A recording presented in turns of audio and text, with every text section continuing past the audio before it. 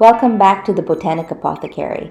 I'm Dr. Bell, and if you're like me and you like keeping things natural, from gardening, remedies, rustic cooking, and simple pleasures, like and subscribe to my channel. It helps us find one another.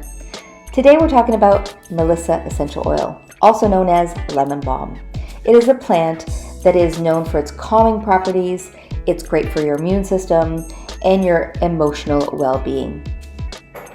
You can use it 3 different ways. You can diffuse it, you could take it topically, or you could take it internally. A few recipes for you here. Make sure you screenshot this. You can make roller balls. You can use it in your diffuser. I like using it at the top of my palette or in my moisturizer.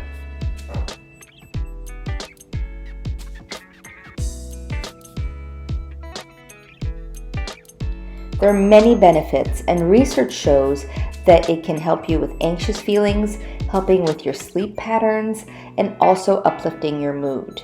Now, speaking of mood, emotionally speaking, Melissa essential oil can help you with feelings of despair, hopelessness, feeling dark or burdened and overwhelmed. Thank you so much for watching. And until next time, ciao for now.